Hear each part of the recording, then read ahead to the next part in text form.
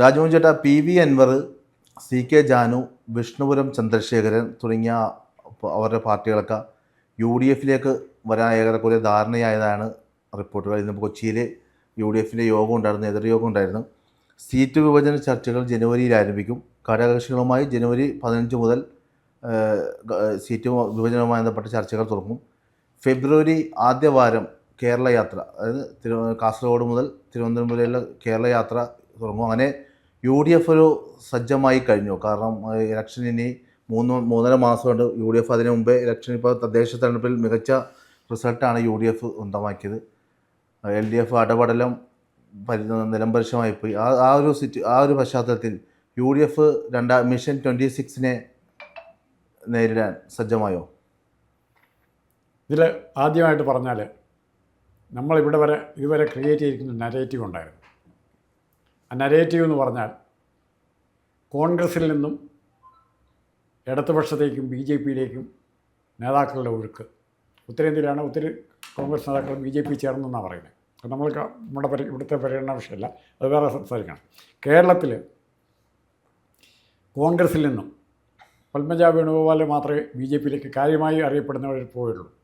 മറിച്ച് കോൺഗ്രസിലെ ഏറ്റവും പ്രഗത്ഭരായ ചില നേതാക്കൾ, ഇപ്പോൾ PC ചാക്കോ, ടോം വടക്കൻ, ലതിക സുഭാഷ്, അങ്ങനെ കോൺഗ്രസിൻ്റെ ഒത്തിരി ആൾക്കാർ, അവസാനത്തെ സരിൻ, പാലക്കാട് P സരിൻ വരെയുള്ള പ്രധാനപ്പെട്ട എന്നറിയപ്പെട്ടിരുന്ന നേതാക്കൾ ഇവരെല്ലാം ഇടതുപക്ഷത്തേക്ക് പോവുകയും അതൊരു സൈക്കോളജിക്കൽ എഫക്റ്റ് കോൺഗ്രസ് പ്രവർത്തകരിൽ ഉണ്ടാക്കുകയും ചെയ്തു. ഡിമോറലൈസ്ഡ് ആയി 2021 കോൺഗ്രസ് മത്സരിക്കുമ്പോൾ കോൺഗ്രസ്സിൽ ഇവരുടെ മാറ്റങ്ങൾ, ചാക്കോയൊക്കെ സോണിയാഗാന്ധിയുടെ ഏറ്റവും അടുത്ത ആളായിരുന്നു. KV തോമസ്, അത് കഴിഞ്ഞ് ഇവിടെ തൃക്കാക്കര ഉണ്ടെന്ന് KV തോമസ് സോണിയാഗാന്ധിയുടെ അടുത്ത ആളായിരുന്നു. ഇവരെല്ലാം പോകുന്നത് ഒരു തെറ്റായ മെസ്സേജാണ് കോൺഗ്രസിൻ്റെ അണികൾക്ക് കൊടുത്തത്. അതിൻ്റെ ദൗർബല്യം കോൺഗ്രസ് സംഘടനയാണ്. പിന്നെ കോൺഗ്രസിൻ്റെ ഉയർത്തെഴുന്നേൽപ്പ് കാണുന്നത് ഇവരിന്ന് ആരും സമ്മതിക്കുന്നില്ലെങ്കിൽ പോലും തകർന്നു കിടന്ന ഒന്നിനും കൊള്ളിയാതെന്ന് വിചാരിച്ചിരുന്ന കോൺഗ്രസിന് ഉത്തേജനം കൊടുത്തത് K സുധാകരനും സതീശനും കൂടെ ചേർന്നൊരു കോമ്പിനേഷൻ വന്നു. പ്രതിപക്ഷ അത് തന്നെ പുച്ഛിച്ച് അല്ലെങ്കിൽ പോലും K സുധാകരൻ കൊണ്ടുവന്ന ബൂത്ത് കമ്മിറ്റികളാണെന്ന് കോൺഗ്രസിന് എവിടെയെങ്കിലുമൊക്കെ പിടിച്ചെടുത്തുകൊണ്ട് വല്ലത്തും ആയിട്ടില്ല. അതിനു മുമ്പ് തന്നെ അതിനെ തുറക്കം വെച്ചു.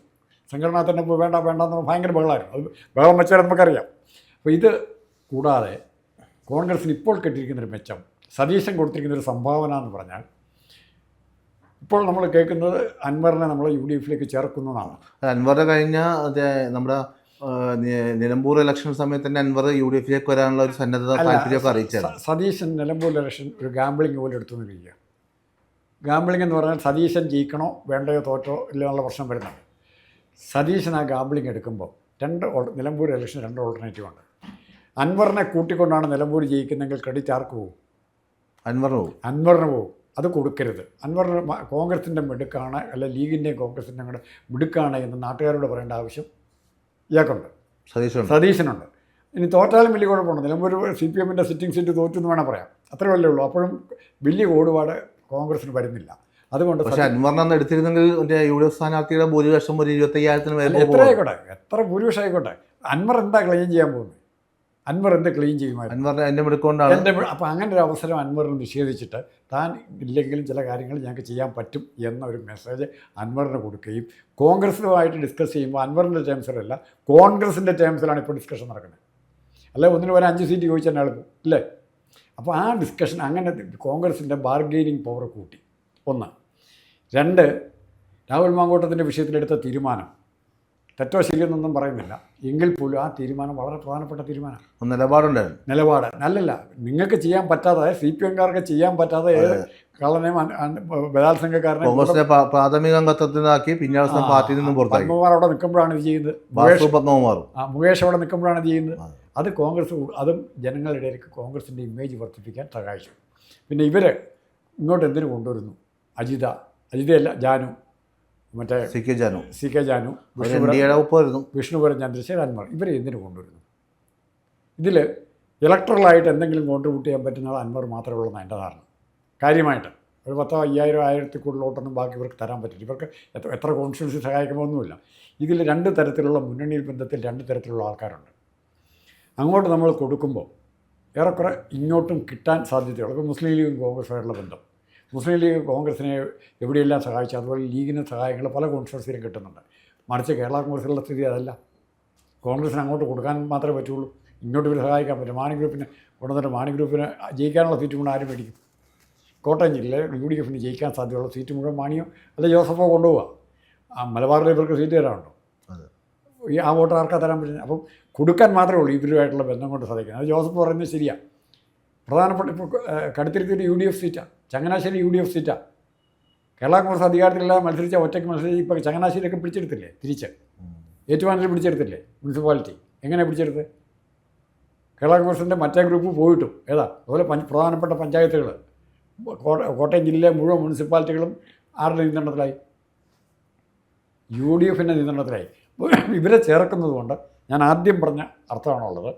ഒരു സൈക്കോളജിക്കൽ വാർഫെയറിൽ നിങ്ങളോടൊപ്പം അല്ല മറ്റുള്ളവർ വരാൻ ആഗ്രഹിക്കുന്നത്, ഞങ്ങളോടൊപ്പമാണ് എന്നുള്ള വലിയൊരു മെസ്സേജാണ് ഇപ്പോൾ കൊടുത്തിരിക്കുന്നത്. ഒരു സൈക്കോളജിക്കൽ വാർഫെയർ. അതിൽ UDF അപ്പർ ഹാൻഡ് നേടിയിരിക്കുന്നു. ഇനി ഇവിടുന്ന് പോകാനുള്ള ആൾക്കാർ കാണും. പക്ഷേ ഇപ്പോൾ തൽക്കാലം എന്തിനാ നമ്മൾ അങ്ങനെ വളഞ്ഞു പോകണ്ട? മുസ്ലിം ലീഗ് വരെ, കുഞ്ഞാലിക്കുട്ടി സാഹിബ് വരെ അടുത്ത വർഷത്തേക്ക് ചേരാൻ പോകുന്നൊരു 1.5 വർഷം മുമ്പ് ഭയങ്കര റൂമറായിരുന്നു ഇല്ലേ? പിണറായി വിജയനായിട്ട് നല്ല ബന്ധമാണ്. സുധാകരൻ പിണറായിയെ തെറി പറയുമ്പോൾ അങ്ങനെ പറയാൻ പാടില്ലായിരുന്നു, കുഞ്ഞാലിക്കുട്ടി പറയുന്നു. അങ്ങനെ ഒത്തിരി ഡെവലപ്മെൻറ്റ്സ് ഉണ്ടായതാണ്. ഇനി മുസ്ലിം ലീഗിന് ചിന്തിക്കാൻ പറ്റുമോ അപ്പുറത്തേക്ക് പോകുന്നതിനെ പറ്റി? ലീഗിന് UDFിൽ നിന്നേ പറ്റൂ.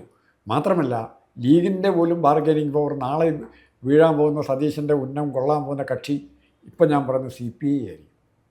CPIയിൽ ഒരു വിഭാഗമായിരിക്കും.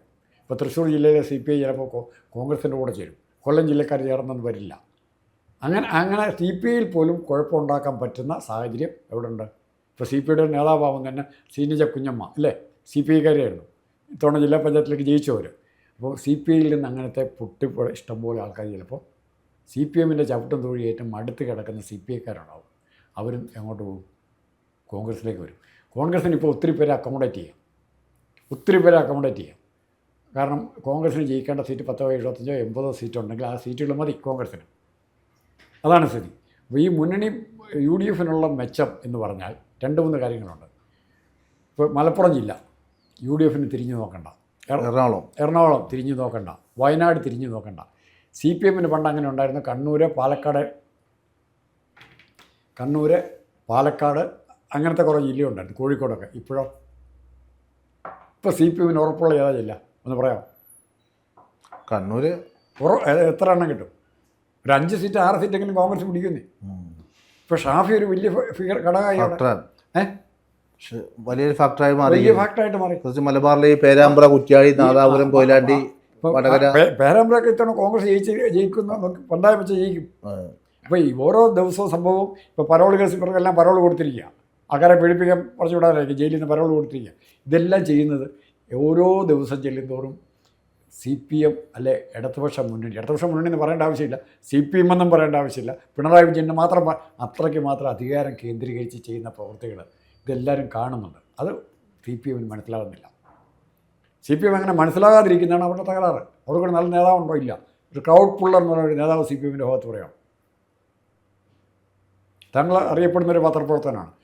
സ്വരാജിന് ഇപ്പോൾ എവിടെയുണ്ടോ? സ്വരാജ് നിലമ്പൂർ ഇലക്ഷന് ശേഷം ഒന്നും കേട്ടില്ല. സ്വരാജിനെ കുറിച്ചുള്ള വിവരങ്ങളൊന്നും. അവിടെ ഏറ്റവും ഫയർ ബ്രാൻഡ് ലീഡറല്ലേ സ്വരാജ്? സംസ്ഥാന സെക്രട്ടേറിയറ്റ് ആണ്. ഗംഗാപ്രവാഹം പോലെ ഇങ്ങനെ പ്രസംഗിക്കാൻ അറിയാവുന്ന ആളാണ് സ്വരാജ് അല്ലേ? ഏത് കാര്യം പറയാം, വന്നോ? ഇപ്പോൾ എവിടെയാണ് സ്വരാജ്? എന്താ അദ്ദേഹത്തിൻ്റെ പാർട്ടി അസൈൻമെൻറ്റ്? ഈ തദ്ദേശ തെരഞ്ഞെടുപ്പിൽ എത്ര മീറ്റിങ്ങിൽ അദ്ദേഹം പ്രസംഗിച്ചു പറയാമോ? കൃത്യമായിട്ട് അറിയത്തില്ല. പിന്നെയുള്ള സുൽപ്പികളുണ്ട്, പറഞ്ഞിട്ട് കാര്യമില്ല. അങ്ങനത്തെ കുറേ ആൾക്കാരല്ലാതെ CPMന് വേണ്ടി ക്രൗഡ് പുള്ളറായിട്ട് പ്രവർത്തിക്കാൻ പറ്റുന്ന ഏത് നേതാവുണ്ട്? ഇപ്പോൾ പണ്ട് ചവിട്ടി തൊഴിച്ച് പുറത്താക്കിയ ശശിധരനെ കൊണ്ടുവരുന്നുണ്ട്, ഇരിങ്ങാലക്കുടക്കാരൻ T. ശശിധരൻ, അങ്ങനെ കൊണ്ടുവരുന്നുണ്ട്. അല്ലാതെ ജനങ്ങളെ ആകർഷിക്കാൻ പറ്റുന്ന ആരും തന്നെ കോൺഗ്രസ് CPMലില്ല. പിന്നെ രണ്ടാമത്തെ ഫാക്ടർ ഒന്നുകൂടെ ഓർക്കുക, ഞാൻ കാണുന്ന ഈ തെരഞ്ഞെടുപ്പിൻ്റെ പ്രത്യേകത ഇപ്പോൾ തദ്ദേശ തെരഞ്ഞെടുപ്പിൽ കണ്ടു, അതിനേക്കാൾ ശക്തിയായിട്ട് കാണാൻ പോകുന്നത് അച്യുതാനന്ദന് ഇല്ലാത്ത തെരഞ്ഞെടുപ്പാണ്. ഏത് പരിസ്ഥിതിയിലും പാർട്ടി അണികളെ കൂടെ നിർത്താൻ, ഏതെല്ലാം തരത്തിൽ പിണങ്ങിപ്പോകാൻ തുടങ്ങിയാലും അവരെ കൂടെ നിർത്താൻ പറ്റുന്ന ഒരാളായിരുന്നു അച്യുതാനന്ദൻ. ആ കഴിവുള്ള നേതാവ് ഇന്നില്ല. പിണറായി വിജയനെ അച്യുതാനന്ദൻ ആൾക്കാർ എക്സ്ട്രാ ഇങ്ങോട്ട് ആകർഷിക്കുമ്പോൾ പിണറായി വിജയൻ റിപ്പല്ലിംഗ് ഫോഴ്സാണ്, അങ്ങോട്ട് തിരിച്ചു വിടുകയാണ്. അത് ആ രീതിയിലേക്ക് മാറി.